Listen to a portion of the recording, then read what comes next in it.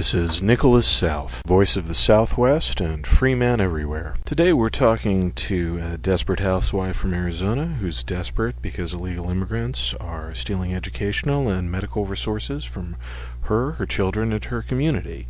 It's a story that many Americans could tell all around the country, and we'll be talking to several of them over the next several weeks. We're starting out with Isabel from Phoenix. Hi there, you're on the air with Nicholas South. We're calling you back. We thank you for being on the air. We're talking to Isabel in Arizona about immigration and drain on resources. As you and our listeners are aware, in Utah, the governor received a list of 1,300 supposedly illegal immigrants, and everyone who's been checked on the list so far looks like they're illegal. As a parent with children in school with very limited state resources, how do you feel about illegal immigrant children who are neither residents of the community, the state, nor the United States, taking away time that could be spent educating your children? Thank you so much for asking me something I wish people would hear. Fortunately, there is no more before and after care and hasn't been in several years. We are also cutting down. We no longer have full-day kindergarten. The amount of reduced lunches has almost bankrupted our lunch system at the schools.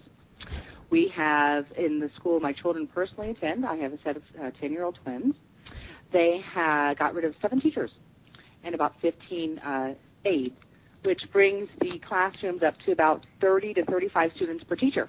And if you feel a child can get an education with 35 to 1, I don't think that happens. I volunteer at my school for free. Wow.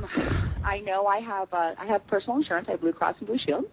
I know when I tore my ACL a couple years ago, I had about a 7-hour wait in the hospital because of the fact that illegals cannot go to regular doctors because they don't have a lot of health insurance.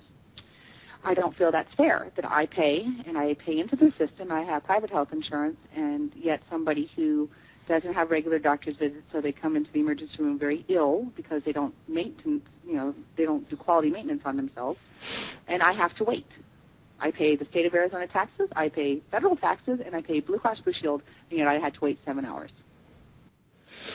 That's terrible. It's not as bad here on the East Coast, but I know we've all heard horror stories of things out there. And real quick, if you don't speak English, we provide you a special classroom and your own personal aide to go with you from class to class. But there is not until high school a way for children to take an extracurricular language.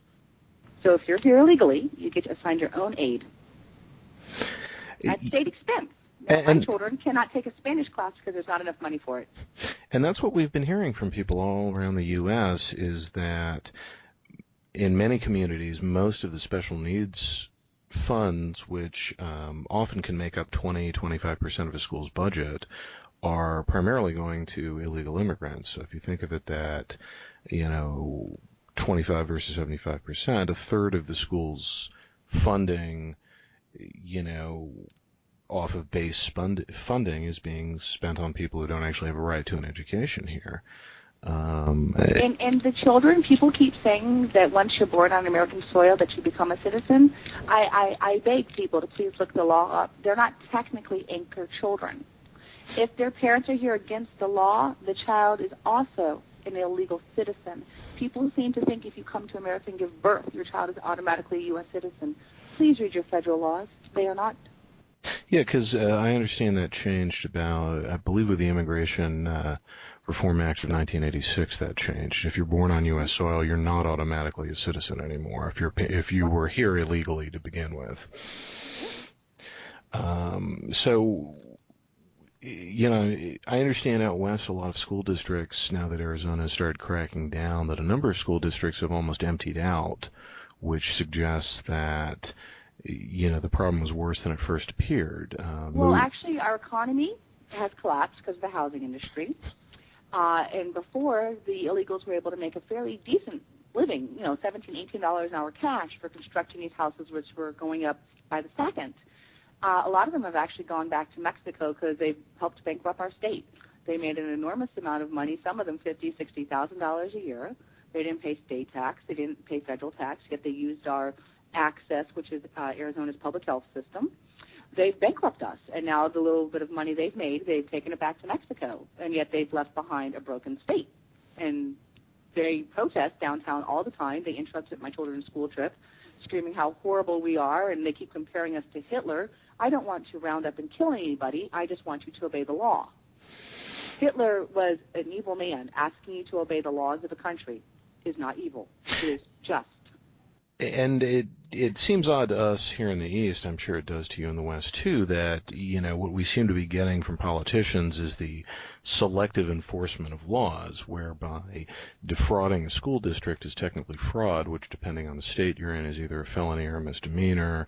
Being in the United States illegally is a misdemeanor under federal law.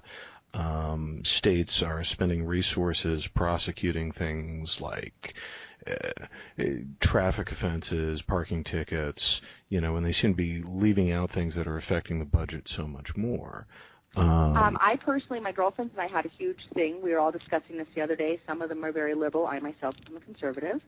And I said, okay, guys, here's how it goes. Like it or not, everybody apparently gets to break one Arizona law.